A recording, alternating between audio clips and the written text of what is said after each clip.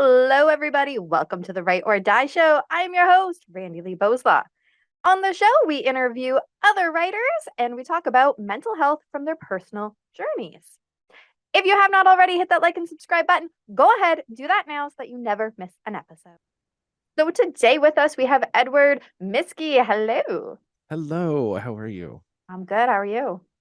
I'm tired. I was at a Broadway opening night last night for this musical Shucked, which is just a delight, and I highly recommend. Alex Newell is in it. It's wonderful, and we went to the opening night party afterwards with some fancy people, and it was just so fun. But it's the latest I've been out in so long, and so I'm Oh like my kind God. of dragging today. Well, that's just too bad. It is, but I mean, shout out to my friend Catherine who got me involved. She's like the writing producer or something. I don't know what her exact title is, but she's brilliant, and it was such a joy, and I'm so proud of her. Wow, that's amazing. I've always wanted to go to a Broadway play, but I have yet to be to New York. So, Well, where do you live?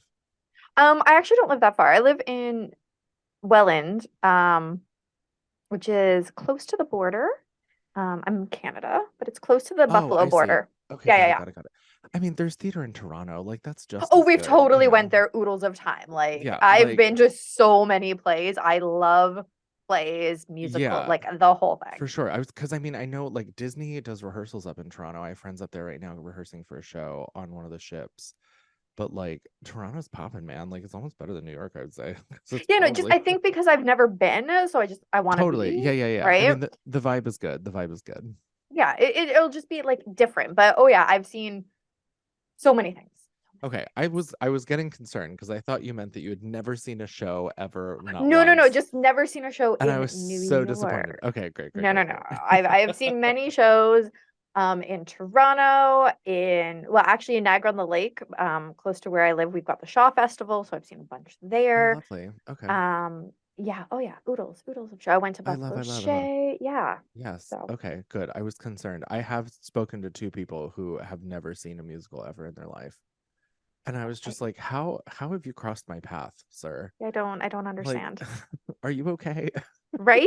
What is your favorite musical or play? I Because some plays don't have music in I them. love and hate this question. I love this question because I think I give an answer that is not expected. I feel, and maybe this is just me. I feel like when someone asks this question, they want to hear something profound and like No, I just prolific and want to hear it in case I haven't seen it yet. totally. Well, and especially because like I'm a theater professional. I've worked in the industry for like 20 years, and like I feel like people are like, he's going to say something like Lestat and give a master class as to why, and that's just not it. Literally my favorite musical is Little Shop of Horrors. I think it's We did that at absolutely my grade 8 play. yes, I think it is the most perfect show. It is fun, it's interesting, it's campy, it's everything you want in a musical. And I will die on that hill. I think I've really kind of come into this space where like I am claiming that Little Shop is my favorite show and I will not apologize. You don't have to apologize. Yeah, we did that as my grade 8 play way back when. Because I was gonna be a famous actor when I grew up. I mean, same, weren't we all? Right. But I have a YouTube show now, so it's not the same, It's right? kind of the same. You did it It's on fine. your own terms, which is almost better. Exactly. It's fine. It's totally fine. It's fine. And so when my kid would go, I'm hungry, I'd be like, feed me, Seymour, feed me. Feed And me. he Yep. just stares at me like, I Like, don't know what you're talking mom, about. I'm like, oh mom, my you're crazy. gosh. And No, even it's my true. husband didn't It's understand the reference. I was like, oh my gosh, oh Molly no, get Mary. out of my house. Get out. I can't. However, he has seen many plays and musicals with me. He goes with me all the time. I got him hooked by what is my favorite musical, which is The Evil Dead. Have you seen that on Oh my stage? God. Yes, I have, and I feel like I knew people in it. It Um, was so funny and yeah. amazing and yeah, and then When did you see it? um I feel like before it got like crazy popular. So we saw it when we first started 16 years ago 16 years ago. Right, right, right, right. Hang on. in Toronto.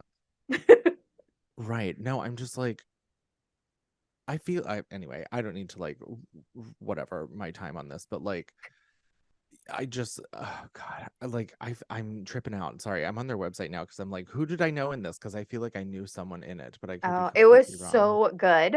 I didn't know what to expect. I knew I loved The Evil Dead. I love horror stuff. And it said comedy spoof. So I'm like, yeah, that's still gonna be funny. My Yeah, husband for hates real. horror. He didn't realize that the Evil Dead musical was based on the horror movies. And when Oh, I told him that, he was like, "So there's no talking moose?" I'm like, "No, honey, there's no oh my talking God. moose." So actually, I'm looking at the website now. My friend Daryl was in it, and he doesn't live very far away from me. And my friend Robert produced it. Oh, see, And you do know people. I haven't seen Robert in ages and ages and ages, but he usually produces like the Broadway cast recordings. Um, Oh, so but yeah, Daryl's like a neighbor. I used to work with him. He's great.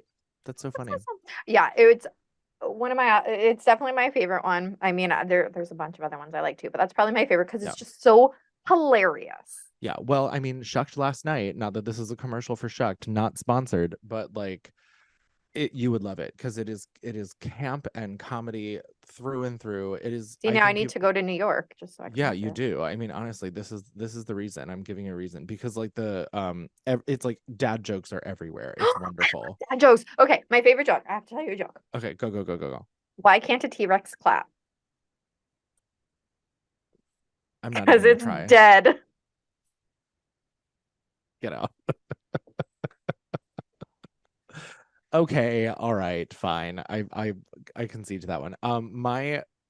My two favorites from last night were um what did the lazy dentist say? Don't know. Brace yourself. I know a dentist, so I'm gonna have to tell them that joke. Yeah. And then there was, and like they weren't even jokes, it was like punchlines. Like the one that was so funny was, do you remember when we used to make sand castles with grandma until grandpa took the urn away? And it took the audience like a second, and then it was like, oh my God. Oh, my husband will like that one. I gotta tell him that. Oh my And then there was like the other one was like, if there's time for someone to take a bullet for you, there's time for you to move. God. Which I thought was really funny. I mean, but that's just like the whole show. Yeah. There's this character named Peanut. Now we're just gonna end up talking about Chuck the whole time. There's this character named Oh, Peanut, I guess I have and to make a whole new YouTube show. I know, right? And he's like he's the brother, and he's like the gay character, and people are always like, well, what do you think? And then he gives three ridiculous things that he thinks, like what I just mentioned, Yeah. and then he gives like a real thing that he thinks, and it's every single time. It happens like three or four times throughout the show. It's brilliantly done. Oh, I love it. Okay, yep. I have to tell my husband we're taking a trip to New York just so I can Seriously, go. Yeah, I'm hoping the show runs forever. It's so funny. It's that's exactly what we awesome. need. It's like this fun heart, like musical with heart that's really campy and funny. I enjoy Oh, it. that's awesome. That is awesome. Um, okay. I guess we should start the I guess we should show. start not talking about Broadway. Damn. Okay, okay. So I I could do it feel all day. Honestly, I could talk I about it all day long. I've done it I could forever. too. I definitely could. Actually, I took my kid finally to their first play. It wasn't a musical, but their first play. So we went to see Harry Potter, the Cursed Child. Oh yeah, yeah, yeah, yeah. And the special effects in there was so cool. Oh Like yeah, no, I my know. kid is obsessed with Harry Potter. I could take it or leave it. Yeah, I'd never get Um, into it. but the actual play was so good because the special effects were so good. Yeah, I never got into Harry Potter. I was one of those like contrarian children that like if everyone else was doing it, I was like, that's dumb. I'm not gonna do it. And so Oh, like you're my best friend. seriously, like I was a hot topic kid, and like I know my kind when I see them. Yeah, yeah. But like I didn't get into Twilight, I didn't get into No. Harry Potter, I didn't get into Pokemon, I didn't get into Pogs. Okay, I got into I'm showing my age Pokemon. now. But like I just was like, everyone else is doing it, so I'm not going to. Okay, I got I into was that kid. Pokemon because they're adorable. So you missed that boat. That is totally fair. I get that. A friend of mine just discovered a whole binder that she has of original cards. Like there's probably like $200,000 worth of cards in this binder. Holy crap. I gave all of mine to my kid, and now I'm like, damn it, why did I do that? Right. Sell them. Not the kid, the cards. Can I do both? Probably. I don't know. Okay, so I mean, I feel like I already kind of know you, but tell us a little bit more about who you are. Sure. So, I'm from Amish country. I moved to New York at 18 to do musical theater and Really? be a Amish pop country, star. eh? Yeah. Oh, a pop And star, so you sing too. I do. It was required to do that. I Um, pretend like I can, but don't totally. don't listen. Yeah, I mean it's a whole thing, but you know, I presume, and this is just presumption, that I was kind of like doing the downtown New York music scene thereabouts the same time that Gaga was. And I always say that I've never met her. I don't know if I've been in a room with her. I don't know. But like it was very much the same thing. Like you'd go to the clubs, you'd be like, play this track, and DJs would get in your face, and it was terrible. I hated it. So I went to musicals because that's friendlier. But yeah, Okay. I've been in New York for 18 years. I am a writer and an author and a songwriter and a producer and all the things. And like I just want to be paid to be myself. Can I do that? That's what I'm Um, working on. But same. I'm not excelling at it yet. Not yet, Yet. not yet. But I mean, otherwise I work in like the marketing and sales space online, which Yeah. is really interesting. A total new industry I didn't even know existed that has been exponentially helpful for my life. But yeah, it's been an interesting ride, to say the least. You know, lots of big shifts have happened over the last year. Like looking at last year at this time, I'm like, what happened? Like I was living a whole ass different life last year, and now, Really? and like I'm not sure if it's better or worse. I mean, certainly there are things that are better, certainly there are things that are not, but like it's just different, like wildly different. Hmm. So yeah, that's who I am, in a nutshell, in short. And yeah. Excellent. Okay, so I guess we'll get to the real part of the interview. The real part. Yes, because everything else was fake up to this point. I'm just pretend. Yes, Barbara Walters hit me. So start your story wherever makes the most sense for you, for the listeners. And let's talk about mental health. Let's do Oh it. God. I mean, I was bullied as a child, just like everyone. You But know, how severely? Because you're saying like everyone, but like were you like right. Sure. I mean, bullied or just I like had the teased? shit kicked out of me in second grade and I switched Second schools. grade? Mhm. Yep, the boys beat up on me on the playground and I got a big bloody knee. And we switched schools. I'd never finished second grade because I was ahead already, and I was like, deuces, bye. And my parents were like, cool, you're top of the class, let's go. Wow. And so I But you ended got up some pretty going. cool parents by the sounds of it then. My parents are amazing. Yeah, I will die on that hill. They're incredible people, You have and a couple hills then, don't you? I have so many hills to die on. Just thankfully I'm a big Just pick person. one, right? There's spread me out through all of them. Um but yeah, I mean that was that, and that kind of started, I'm sure, a whole snowball of you know, self-worth and questioning myself. And because, you know, again, like my parents were very cool, we were very free to do like whatever we wanted as kids for the most part, not that we were running rampant, but like if we wanted to paint, our parents like would get us like little paints that we could do, like even if it Yeah. was just wall paint that my dad had left over, like we would paint the walls. And you know, we my older sister took art class and I kind of like copied what she was doing. I learned from her. And Oh, that's nice. you know, like both of my parents were musicians. We had a piano in the house. Like it was this old piano my mom got when she was 18 that we still have. You know, and that's kind of, we'd sit down and plunk around and learn how to read music. And we were very like free, creative genius children until, you know, school and capitalism took over. Oh my goodness. I'm always saying that we should just burn our education system down to the ground and start over because Oh my God, it's terrible. it's so bad. And I mean, It's it truly bad. I have the Canadian system, you're complaining about the American system, so it's just bad all around. Well, that makes me feel a little better, I guess, because I think we as Americans look at Canada and we're like, oh God, they have it so much better than we do. And in some ways, you absolutely do. In some ways, but Yes. in other ways, I look at Americans and go, "Can I just move there now?" No, don't do it. Don't do it. Especially now. What are you doing? A friend of mine just became a citizen. And I was like, are you sure? I don't Are you know. sure? She It's has, not. I mean, she has dual citizenship now. So, Oh, there you go. you know, I guess it depends on where you're coming from. But, you know, and obviously we all take this for granted because we're living in it. But whoo, there's some wild shit going on right now. Yeah, I know. Our Send taxes just help. went up again. I'd be glad to pay higher taxes if the rest of the shit that was going on here was not going on here. Like Oh, this is like yeah. Mussolini territory. Like it's scary. Yeah, yeah. Um, but we're not gonna get political, so back on track. Totally fine. Absolutely get it. But yes, I think looking like the education system as a whole just needs to be revamped from Yeah. stem to stern. Like let's Right. Yeah. Yeah. My kid does or all of his work at home. Like he's not technically homeschooled because we get the work from the school, but right. he doesn't go. I don't blame you for that at all. He was also bullied from kindergarten up to grade 2. Oh So no. Well, yeah, and then yeah. also like of course on the subject of bullying again, like being like a 6'4" gangly like queer kid in high school and middle school was like not the best. Yeah. Especially, Um, it sounds like you're my age. So at that time, about yeah. yeah. Yeah, yeah.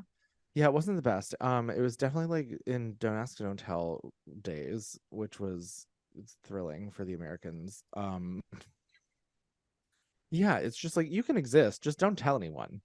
Right? Um, Exactly. but yeah, so like yeah, I mean that was kind of a thing. And then I had someone that I was close to, um, who was also on the queer spectrum, who was killed in a car accident. Aw. And that's when I was like 15, 16, and I guess 16 because I could drive. And my religion teacher, because I went to Catholic school, Oh, decided to out me to the whole class and tell them what was going on because I confided in her. And so I backed her into her office and I made her cry because she was sending alcohol to her 19-year-old daughter at college. So that was kind of the end of my wow. tolerating a lot of people's shit. Like, like the bullying thing had been so consistent up until that point, and that was kind of the straw that broke the camel's back, so to say. Yeah. uh so I was just kind of done with it. But that really, all of these things that I'm talking about like really really affected my mental health. And then I moved to New York, and that's joining a circus. Like, no parents, no money, no friends, no job, no plan, just like I just want to be here. And then it's like, oh, okay, wait, but I have to like live. Yeah, yeah, yeah. That was my plan till I So had a baby. So yeah, understood. Thankfully I can't get pregnant, though I try. And it's just it's been wild. And like especially in the entertainment industry too, the mental health component there is just like, I mean, I'm sure you've heard the whole like, you're a dime a dozen, like there's someone else waiting around the corner, kid, like, they just treat you like you're so dispensable. that's And most industries. So I was an employment totally. counselor for many years and working Okay. with different business owners and stuff and my clients. That's every industry. If you don't do Yeah. what they want, how they want it, bye. Yeah, well, I mean, and that's totally true. I think what makes the entertainment industry different in that sense is that you're putting your body on the line, Yes, and definitely. like no job is going to look at you and be like, you're too fat for this role. And like that was most of my life, like Ugh, even when I was at my absolute smallest, it was like, you're too big to play the part. And it was like, what are you looking for? right? And so there comes a point within that kind of realm where you're just like, okay, well, I'm going to do whatever I need to do to be what you are looking for. And you just jam yourself into this box that is like, this is how I get hired. And then you lose complete identity. Like, I mean, thank God shutdown and COVID happened. Like, obviously, there was like things that were not great coming from that. And that's not what I'm saying.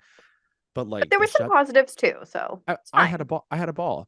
Yeah, me Um, too, actually. Yeah, I was like running on a hamster wheel so hard and didn't realize how bad I was until everything stopped. And then I was like, oh my God, no one needs me. I don't need to be anywhere. Right? Exactly. Leave me the fuck alone. Well, and for us, that's when the school finally stopped bugging me about him going to the school because they realized he can do it from home. They realized that he was actually Hello. he was in grade 8 the first year of COVID because here we were shut down for longer than you guys. Um, so That's another conversation. yep.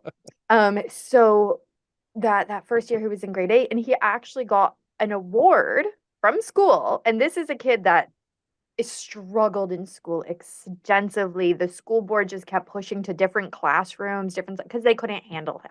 They Mhm. couldn't handle his meltdowns. They couldn't, right? So he got an award because he did the best job. I'm not going to say highest marks. I don't know about the marks, but best job with doing his homework online, getting it done on time consistently, like all that stuff. And I was like, oh my gosh, I never Amazing. thought you were going to get an award from school in like ever. And now it hangs on the wall because I'm a super proud mom. No, you should be. And I think that's also kind of a testament to how like the cookie cutter school system doesn't fit for everyone. Exactly. I was definitely one of those people. And unfortunately, I think that again, on the mental health spectrum of things, like I knew what I wanted to do from the time I was 13 or 14.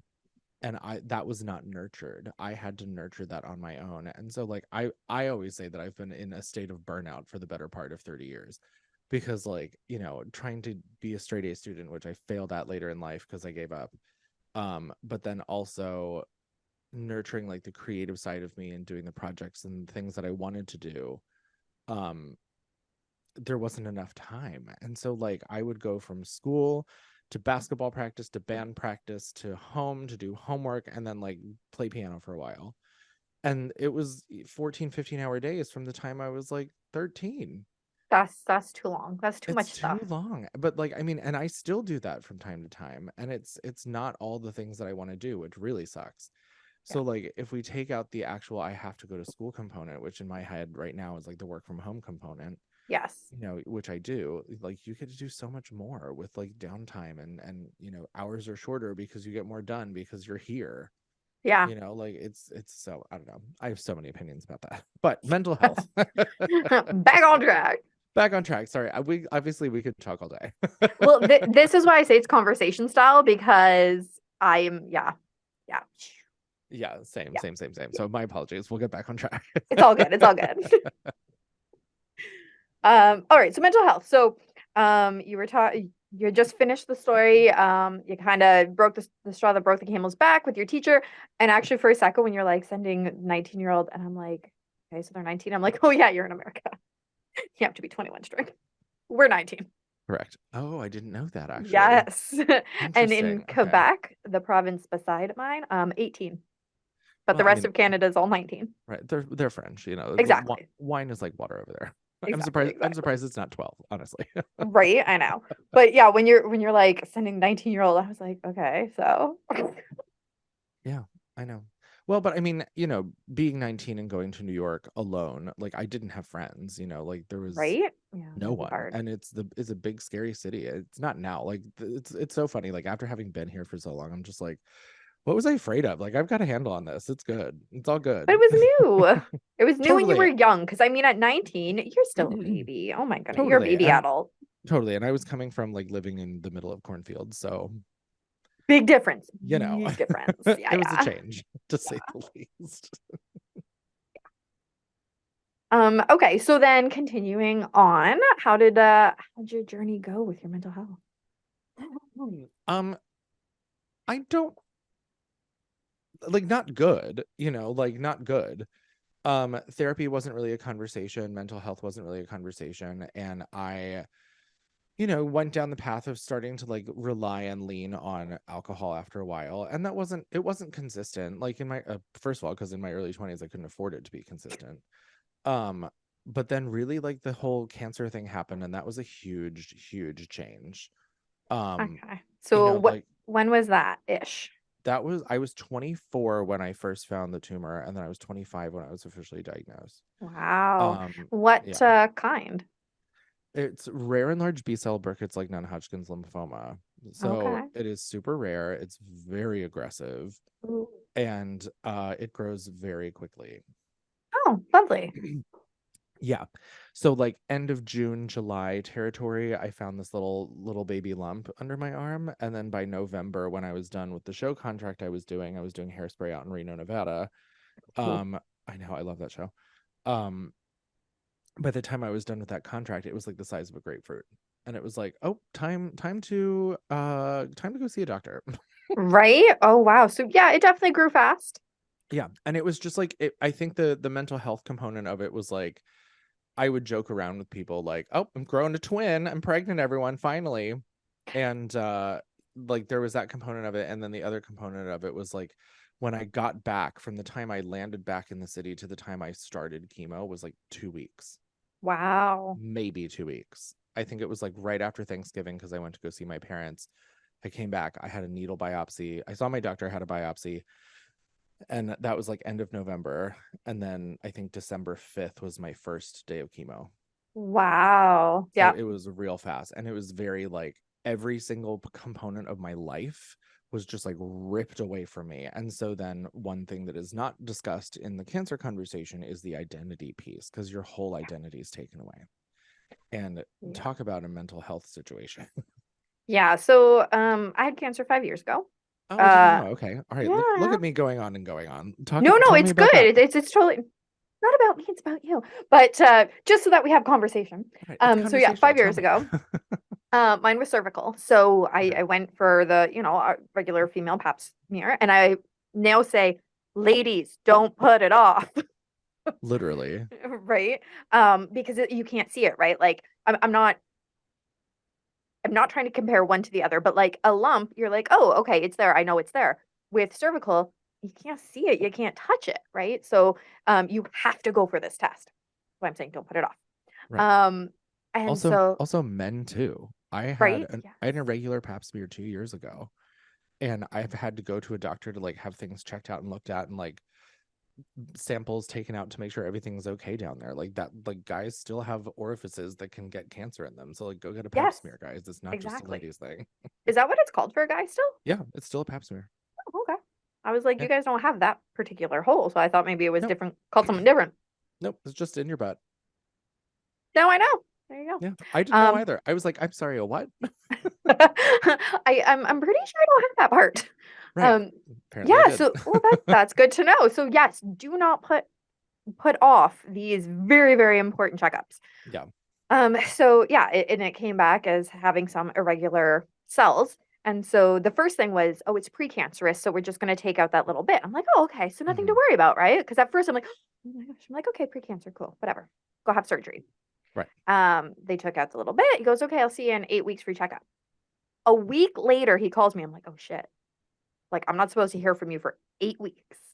So of course I knew it was bad. Yeah, exactly. That was my face. Um, and so he's like, "Can you come in today?" I'm like, well, I was on my way out to take my kid. I think to his therapy session. I don't know, some appointment. So I had to call my mother-in-law. She took him.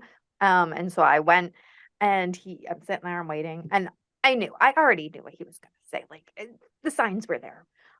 He comes in, he says, "So I'm so sorry. But you already have kids, right?" That's how he starts. "You already have kids, right?" I go, "Well, yeah." He goes, "And you're not planning to have any more?" I'm like, "No, my husband had already got a vasectomy," which we joke about now because we're like super safe. Um, and I was like, "No, no, he's already had a vasectomy. We're not having any more." He goes, "Okay, because you have full cancer." And I was like, "Oh, okay." I was like, "So we need to do a full hysterectomy." I'm like, "Okay, so you can just take it." He goes, "But you have to heal from last week, your surgery." "Okay, because you can just take it." And I just kept repeating, "You could take it. I don't need it. You could take Right. it." All yours. Right? And that's the only thing I could process was you could just take it. I don't need it. So then when you're talking about joking with people, so I joke with people saying, "Oh yeah, I had first surgery and then I had second surgery," right? Like that's so nonchalant. It's fine. But that identity piece is very true because when you're Yeah. healing, you can't do anything. No. Well, and I mean, and obviously these two things are different, but I mean, in that circumstance, like you physically are healing and you can't move, and like you have to be super careful. Um, but excuse me, like the healing process for me, and I think, and I don't want to speak for everyone, but I think the healing process for me had more to do with mental than it did physical. Like, yes, like my whole body physically, everything was completely decimated and I looked terrible. But but like the figuring out who I was again component was harder. Yeah. And one of the things that I always talk about is like being a cancer patient is so easy because people are just like leading you around by the hand and telling you True. what to do and where to go and how to do it and all the things. But then when that's over, they just kind of like eject you out back into the Bye. world. And they're like, Yeah. thank you. So see you in 3 weeks or whatever it is. And you completely lose all your structure. So not only do you not look the way you normally do, you don't feel the way you normally do, and then you're also existing in a world that doesn't have the life that you had in it anymore. Very And true. so, yeah, and so you have to really like And part of it's kind of awesome because you can just kind of choose like, I don't want to do this, so I'm not gonna. Right? And like having that agency over yourself and being able to say like, I didn't like that part of who I was before, and so I'm not going to be that person anymore. And making those conscious decisions to change those pieces. And this is not an overnight thing. Like this took me years to do. Yes. I'm still doing it, I think, because like I had my compass like so thrown, like you see in those movies where they start spinning and it's like, what is Yes. happening? Like that's just what it is. And you're like, I don't know what direction we're going in. Like another quote from Shucked to you is that I thought was really funny and resonated with me. It's like, I don't remember what the thing was, but it's like I'll insert choosing your identity after a trauma is like asking a starfish for directions, which What I was thought was funny that? because starfish are pointing Yeah, in right. every They're all direction. like, And that's very much how it feels. It's very much like like what do I do? And you just have to have that agency over yourself to make the decision because no one's coming to tell you.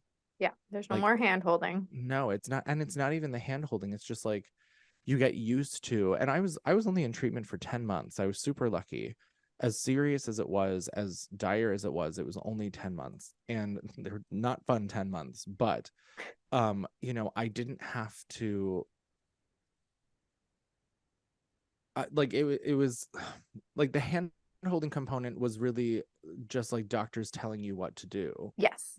and you get used to that, and you get used to being like, be here at 11, this is what's going to happen, these are the drugs you're taking, make sure you take them at 9, and that goes away, and then you're left with like you're free falling, Yeah. I and took a there's like long nothing time, in sight to grab onto. right? I took a long time to process the fact that I had cancer. Like it was probably a good year after I was cancer free to be like, holy shit, I could have Yeah, died. I still forget sometimes, Right? My like husband less brings so, it up more than me. Not in a well, I mean mean less way. totally, like less so now because I'm doing a ton of podcast interviews with like my book and everything. It's like my digital book tour is what I'm calling it. Yeah, yeah. And so I'm talking about it a lot, and it's very much on the forefront of my mind, which I think is actually good for me now, like being 10 plus years out. Yeah. um I very much have, I guess, like a perspective on it now that I didn't have 5 years ago, which obviously we all change. Yeah. And so like being where I'm at now, it's very much like revisiting some of those scenarios and what I thought they were before, and seeing them differently and realizing them for what they are now. Yeah. Like Yeah. the whole like losing friends and breakups during that period of time, and like relationships changing. Like I was so angry about it for so long. And like rightfully so, it was hurtful. But like looking back at it now, it's like, okay, I get it. Like that's a hard scenario to be thrusted into, Yeah. you Yeah. know, for Yeah. all parties involved. I But mean, like I was already married, so he couldn't go nowhere. that's not true. men men Okay, leave men that's leave true. at a men leave at a much higher percentile than women do during times of trauma. Okay, that's true. So, all So you're right, lucky that he did not leave. not telling him that. No, don't blank this part out. Um, Edit this out for him. he doesn't listen anyways. Oh no. Okay. Um, but I have Then let never then seen let's him talk so. shit about him. That's right. I have never seen him so scared in my life as when I was going through the surgery. So I was lucky I didn't have to do chemo, Mhm. but the different surgeries, and then after my second surgery, I got an infection and almost died. I was back in the hospital. Yeah. I'm on the couch, like barely able to move. I'm like, it's fine. I'm fine." And he's like, "You're not fine. We're going to the hospital right now." Oh no. And I get there, and my husband, I could barely even talk. And he tells them, she just had a full hysterectomy like 2 days ago, and yada yada. And they immediately took me to the back, which, for anyone in Canada, that doesn't happen. You sit and you wait for like 6 hours. So they immediately took me to the back, hooked me up to IVs. It took them so long to find a place to actually get blood from because I was so dehydrated, they Mhm. couldn't get a vein. So that was more the hardest part was like going, "Holy crap, I did almost die." If it wasn't for my husband, I probably would have because I Might, was yeah. just laying I mean, there. yeah, same with my mom. I had a staph infection in my port, which Oh, I didn't realize I had. yeah. And I just was like, why do I feel like shit? Like, what is going on? And like my mom, because she is who she is and has worked in the medical field her whole life, was like, Oh, take your temperature. And I was like, I don't want to, because like I knew that if it was over 101, that's like the recommendation to go into the hospital when you're a cancer patient, whatever. And I had just left the hospital and it was just the last place I wanted to go. And I was like, I right. don't wanna. So I had to do it while I was on the phone with her because I needed the support. Yep. Because I was being a baby and I didn't want to do it. And it was like 102.8 or something. It was Oh, so high. And so it was like, she was like, okay, that's not great. Why don't you take a nap? And then if it's not better, go to the hospital. And that nap turned into me sleeping all night. yeah. And then the next morning I woke up and it was 103. And I was like, oh shit. All right. Guess you're going. I still waited hours and hours and hours to go. Yeah. I like would drink water and then I would be shaky and then I'd be hot. And that was like, typical fever Yep. symptoms or whatnot. Um, and then my roommate at the time, like helped me get into a taxi Yeah. and go to the hospital because I will not call an ambulance. Like, unless I'm having a major heart attack situation, I'm not calling an ambulance Yeah. You guys probably because have to pay a lot. We only have to pay like $45. well, it's not even that. I mean, for some insurances, it's like 85 or under, but like if you don't have insurance, it's like thousands of dollars. But I don't even mean that. I just mean traffic wise, that ambulance Oh, yeah. Because New is like not York. yeah, it's like Yeah. not getting to you. So like you're better off taking a taxi that's gonna like weave in and out of traffic. Right. And Yeah. if you yell at them, they'll go faster. And so that's why I did that. That makes sense. Yeah. No, I always forget that. I have like very little traffic here in my city. So, Yeah, we have the most, and they're now talking about like shutting down another avenue to like make room for some other stuff. And I'm like, okay, cool, cool. But yeah. I mean, honestly, no one here cares because if you're driving, you're not from here, or like you have a car, you live uptown, like there's something wrong with you that you have a car. I don't know. Like that's just the dumbest thing. Like, Yeah. It's like people in Toronto. My cousin, she's lived in Toronto now probably 20 years, and her husband drives because he works out of Toronto, but mhm. she just takes the subway everywhere. Right. And that's the thing. Like I have friends who have cars and I get it. Like it's kind of nice to just like pop in the car and leave the city whenever you want to. But then you also have to deal with parking and alternate side parking and you definitely get tickets and you have to budget that into your life because you are absolutely getting tickets. Like but I mean here it's just Okay. like train.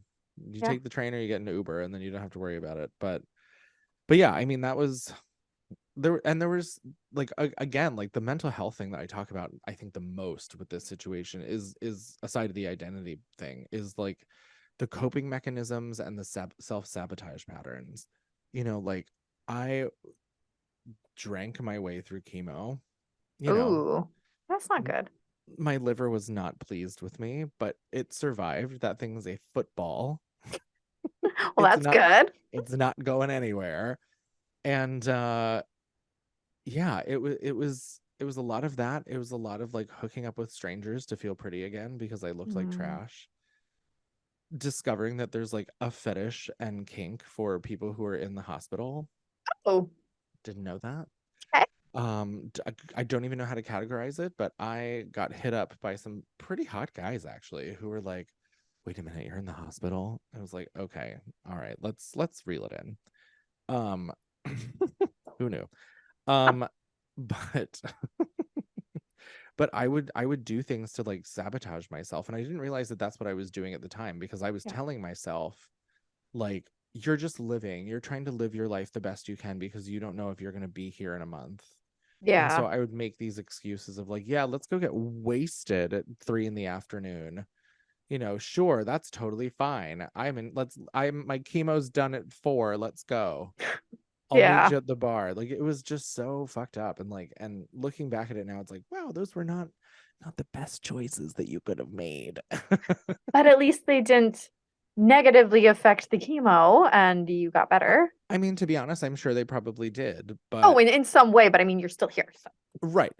Like I gave myself plenty of complications. I had, like I said, the staph infection, and I yeah. had a parasite because I was stubborn. I went to go visit my sister in Florida, and I went and swam in the ocean with no immune system, and that's not recommended. No, Like, no. So I did everything I could to not survive it, and I still did. And here we are. So Well, so that's the good. I'm glad you're fun. So, yeah, I mean the self-sabotage thing I think is my biggest thing, even still. Like I'm getting so much better at it now, but like because I realize that I do it. But at the time, it was like, I'm just having fun. But it's like, no, you're killing yourself. yeah. And I think that's a good point for, I mean, not necessarily people with cancer, but self-sabotage in general happens so much. I And don't then, think we realize how much we do it. yeah. And then once you do start seeing it, then you're like, okay, Oh, I can yeah. adjust. I can, maybe not self-sabotage myself constantly. Yes. That But then that it's is the hope. also, but then the tightrope trick there is like realizing what is self-sabotage and what is you not being happy. Yes, Like, that's because true. one of my self-sabotages is pivoting. If I Okay. if I try to do something and it doesn't work right away, I'll stick to it for a while. And then if it continues not to work the way that I think it needs to work, that I wanted it to work, I will pivot and abandon it. Okay. And so then the question is, well, if I would have stuck with that, would it have been successful? Or did I did I see the writing on the wall and made the executive decision to make the change I made for the best circumstances possible for myself? And that's kind of like the tightrope of walking, like, Yeah. am I being a brat or am I making the right decision? Yeah. And just kind of most of the time I'm being a brat, but there are definitely things that I'm like, Uh, that was the right choice and good for you. that's good. Um, but stop being a brat. I know, It's the mom seriously. in me. Stop it. Stop being a brat. I know, I'm the worst. There's a really great interview on this podcast called Las Culturistas with Matt Bowen and or no, Matt Rogers and Bowen Yang from SNL. And they interview Betty Gilpin, who's this beautiful actress. She was in Nurse Jackie and she was Mhm. in Glow on Netflix, which is still one of my favorite shows and was canceled too soon. So Um, many Netflix shows are canceled too so soon. many, there was a perfect cliffhanger for season 3 and they just stopped the show. I was like, how dare That's you? how they always do it. It's always on a cliffhanger. The worst. Pisses Anyway, me she's off. this tall, gorgeous New York actress, and she talks a lot about the industry and this exact thing where it's like, am I being a bratty 10-year-old or am I being like like 60 or like no, how does she say it? She's like, am I being like 16-year-old me with a marble light hanging out of my mouth being like, I don't want to do that? Or am I doing is this really hurting me and do I want to go away? And so that I think about that probably more often than I should, and if I ever meet her I will say that to her, because like it is that question of like, am I self-sabotaging and like being a like bratty 16-year-old with a cigarette hanging out of my mouth being like, I don't want to do that, or like, or am I actually making the best decision for myself? And that, I don't know if there's any way to know that, Yeah. and Sometimes you if don't know until after the fact, right? And right. looking back. Right. And I think the best kind of way to mitigate that is just not being hasty, like finding the hastiness component of like, why are you activated to do this immediately? That's very And true. then act accordingly. Yes. Oh, that I like that. So we're starting to come to the end. So sad. The worst. Wait. So how and I mean, don't be hasty is a great strategy to use, but what other strategies have you used to help with your mental health? Well, I stopped drinking. um yeah, I do like pockets of time where I'll do like, I'm gonna do 100 days without alcohol, and then like, Okay. I'll have like a month where I allow myself to drink a little bit, and then I'll do like 200 days, and then I'll like have a little break. I'm coming up on like I think 96, 94 days now, so Wow. there might be a No. Manhattan in my future, who knows. um but like other strategies, I think, I kind of maneuver professionally within coaching world right now, like online coaches and whatnot. I work for one in particular, and it's been really great for me. Um, and the mindset work is very helpful that we teach and also do as a team. But I do think and I think I'm here now where it comes to a point where doing too much of anything is not good. It's like having too many cupcakes and you just like feel sick and you're like, "Ugh, I need to stop. I need water or something." Or like Right. I need to go throw up or whatever. Um, and I think there are ways to kind of mitigate that out and find, I guess, strategies, if what you want to call it that, to center yourself. And I know I've started journaling and writing again, which is something I hadn't done since I was a teenager, and Oh, okay. that's been wonderful. But Hmm. even doing that every day for me is like, it's just like too much. Like sometimes I just don't want to be in my head. It's And so true. So it's many people are become like, I journal every day, and I try that, and I'm like, just like, you're so insane. much. Like And it's then just when I not for me. miss a day, then I'm like, oh, I'm so stupid. I missed it. How could I have done it? And I'm not right. Right. So, Well, and I think for me, I have two different journals. And I went to doing it once a week, okay. and that was really helpful.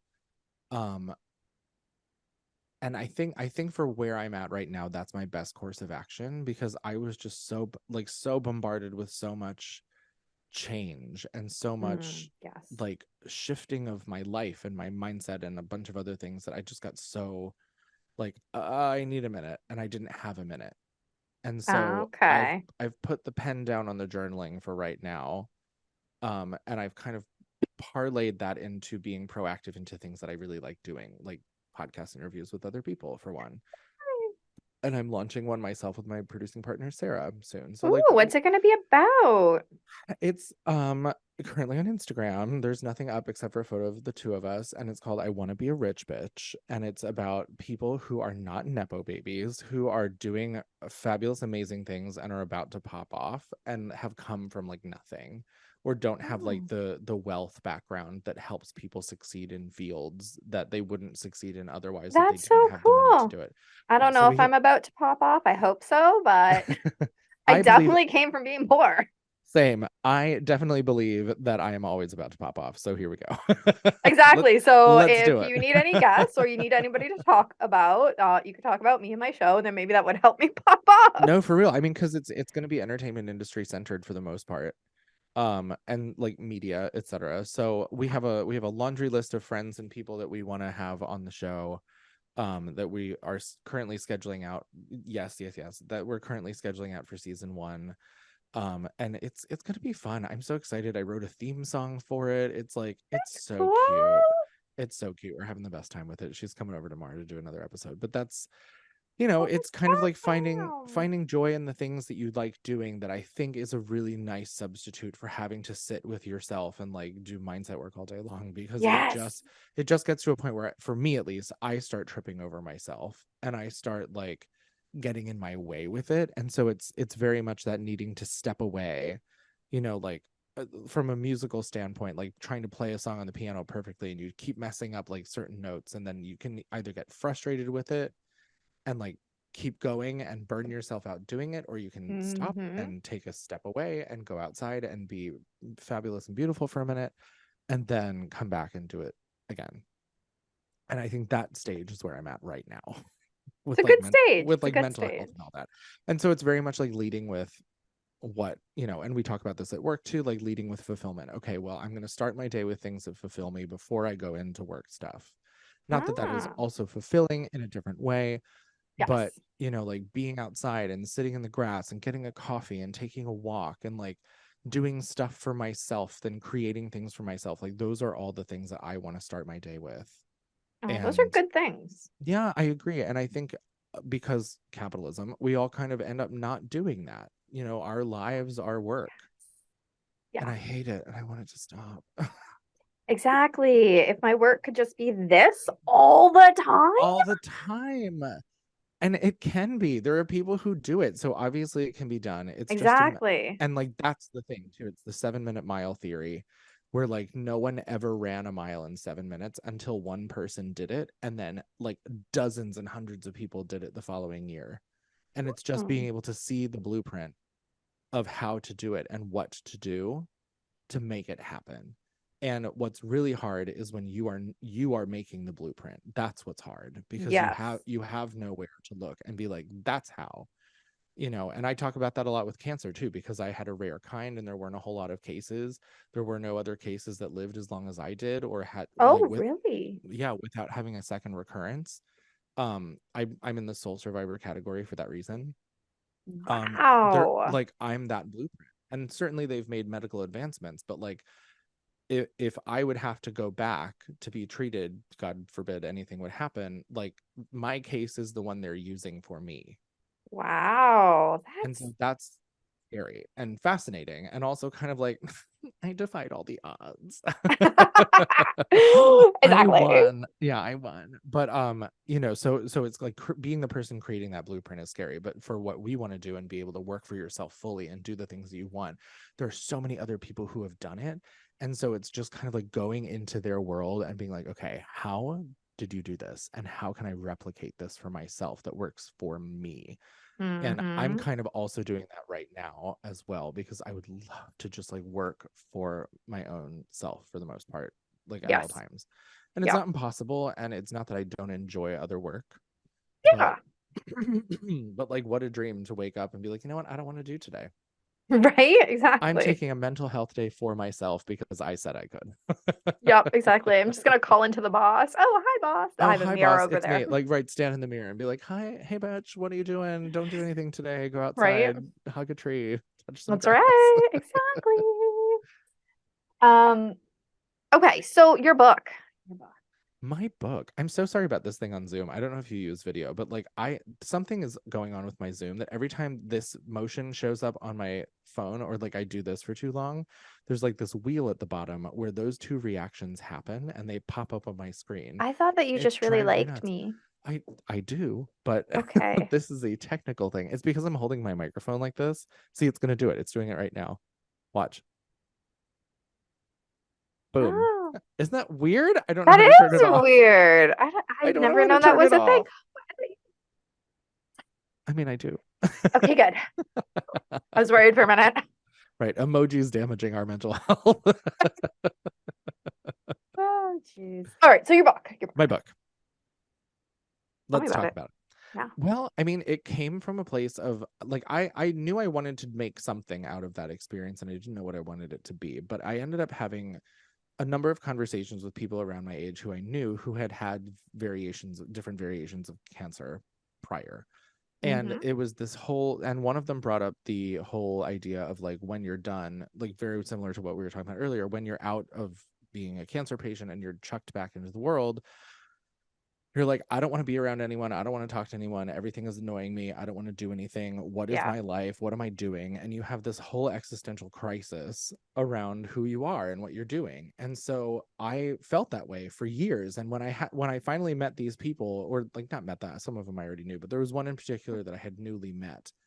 And he told me this after having been cancer free myself for 3 years. He was only like a couple months out. I was like, oh my God, that's exactly how I feel. um Shit. And so I contacted some people that I Hmm. knew who had had cancer and talked to them, and they said the exact same thing. And I was like, oh, God damn it, like this is going to be the book. This is what I'm going to write. I want it to be a book. This is how I want it to go. And it was a process. I spent a year writing it.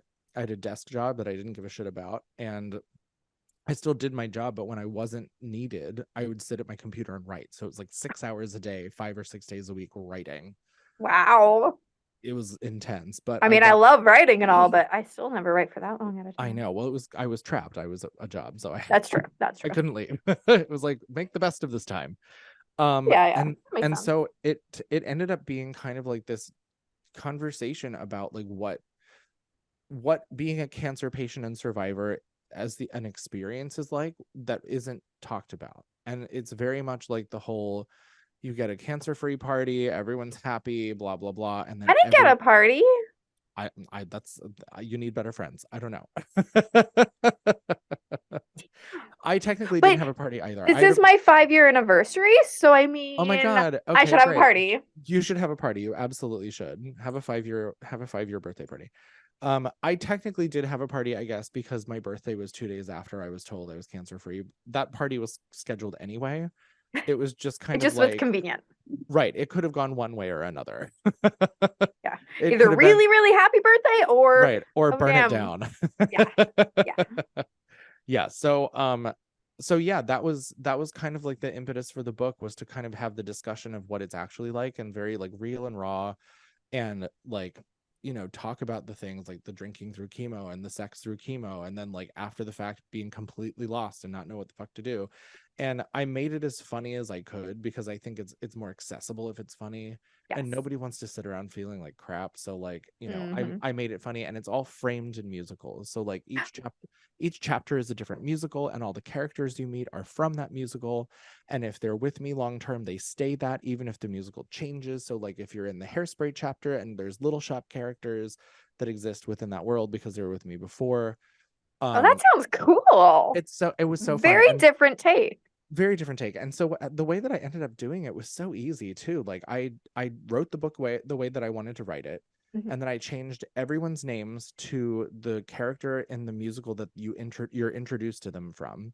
And then I went back through and I just like added specific nuances that were related to that particular musical. So like I think that I should know this. The first chapter is Little Shop. Makes sense since it's your favorite. Of course. So like there's all these like musical components. And what's fun about it is that I'm adapting it for TV. It's being adapted for TV, and I'm really excited about it. And we're kind of doing the same thing with That's with each episode. that's And cool. I'm really excited about that part. Me too. That's gonna be so cool. I could be like, hey, I know that. Right. So I mean it's called Cancer, Musical Theater, and Other Chronic Illnesses. Can't take credit for the title. That was my friend Alex. Um, and yeah, I mean it's the, what am I calling it now? It's the fantasy nonfiction funny as cancer can be musical theater fever dream of being a cancer patient and survivor. That is a mouthful. It sure is. We love a mouthful. But it's but it's yeah, I'm super proud of it. I'm really, really proud of it. And I just had an article in Insider. I have another big interview coming out this month. And yeah, we're going full gangbusters on this one. Yeah, that sounds awesome. Where do people get it? You can get it on Barnes and Noble, Apple Books, Walmart.com. You can also, oh, you guys have Indigo. I'm on Indigo. There's a ton of different places. The audiobook is coming out soon, I promise. It's just so difficult. That's my favorite. I know, and I'm recording it, and I'm doing voices, and I'm doing all the things and making it as colorful and fun as possible. It's just so difficult. Yes, I know. I've so far turned one of my books into an audiobook. I've learned a lot of lessons Yes. from doing that one. So Yes, it's so now hard. my newer one, I have to do the recordings for it now, but now that I've learned those lessons, I can record it even better. Yeah, well, because like while you're doing it, you're like, why can't I read? Like, I know, why am I illiterate right now? right? I do Like, like I a wrote whole this, I should know. right? I do a whole hour interview with people. I don't need a drink or anything. I start reading for 5 seconds. I'm like, I'm so thirsty. Right. Well, and I just like the words get crossed, and you're trying to focus on so many things. You're like, am I close enough to the mic? Is the sound okay? Is this recording? Did I hit record? Is it fine? And then like I'm a content bitch, so like I'm filming it too, or I'm doing a live on TikTok while I'm recording it. And so then it's like, oh, is the camera okay? Like, do I look all right? Like, and it's just so many things. So And many really it's just things. like, just focus on reading, dude. Just Yeah. read it. Yep. So many things. People don't know. They think audiobooks are so easy. They're like, oh, I'll make some extra money just reading books. It's like, all right, strap in, get ready. Good luck with that. Not only that, but like you have to have the right voice that somebody wants to hire you to read their book. Right. Right? Like I'm doing my own books, so Yeah. obviously I So have the who right cares? voice. Right. But like, yeah, it's not actually just as easy as, oh yeah, I'm gonna read this book for you. You can pay me money. Right. Like there's so much into it. And audiobooks, like again, like I'm all about multiple income streams and all that. So like Yes. once this audiobook goes out, I'm going to use that to roll it into booking other audiobooks. And hopefully because I didn't write them, I will have an easier time reading them. Right? I know, I know. Why am I illiterate? You would think you would know your own story. You would think. And it's just, I mean, and also part of it is because there's a lot of musical theater reference and nuance to the chapters. And the fact of the matter is, you don't have to like musical theater or even know musical theater to enjoy the book. It's full of universal truths that whether or not you understand what I'm talking about musical wise, like the story still gets across. That's good. And I've had a lot of people in the medical industry reach out to me who've read it that are like, this totally changed my view of bedside manner, of how patients are treated. I didn't even consider that these were things that people were thinking about or going through. And so like, whatever happens with the book, like that's a win, That because I is like awesome. my hospital experience was not great. So anything to help that for someone else would be great. That is awesome. I don't even remember the name of the doctor that did my surgery. Yeah, Whatever, get rid of them, burn it down. I don't know. That's why I changed all the names so I could talk shit about them without having to worry about liability. That's what I do on my books too. Yeah, great. And talk shit about you. No one will know who you are. Exactly. And I'll never tell. And it's totally fine. It's totally fine. Yeah. Okay, and where do people follow you? I'm everywhere. I'm on TikTok and Instagram and Facebook and Twitter at Edward Miskie. I'm also trying Clapper in case TikTok goes away for whatever reason. I don't know what that is. What is that? It's janky TikTok. It's fine. It's cool. Like they actually have a lot of features I do like. But I'm also on YouTube at Edward Miskie. I'm everywhere. Just like honestly Google me, you'll find me. Okay then. I Alright. know actually I love Googling my name every once in a while because I'm like the first 3 pages of Google because my Oh my name's so God. unique. Yeah, same. I'm everywhere. Right. Like it's and you know what else you can do? I did this when I was like 20. Set up a Google alert for your name. And then every time something new on the internet happens, you get an email. I like that. That's like Google alert, Edward Miskie, and then it links you to the articles that are about you, which is hysterical. That is interesting. Highly recommend. It's really fun. I might have to do that. You should. Although, what if I get too many emails because I'm that awesome? I mean, I have a whole folder in my inbox for just Google alerts. So Do you really? That is amazing. I mean, I've been collecting them for like 20 years. That's true. Yeah. You know, I just file them away. It's kind of a nice every so often, and I think I do this every 3 years. Every so often I'll go through the folder and look at it and be like, I've done a lot. Yeah. And it's like a nice reminder. Yeah. When I go on other people's show and they start asking me questions and I'm answering, they're like, wow, you've done so much. I'm like, huh. Yeah, I guess I have. Yeah. I mean, that's what we creative people do, right? Exactly. But you don't realize it because you're just doing. And Right. then you stop and you talk to somebody else and you're like, Yeah. There's I know we're at time, but I will leave you with this.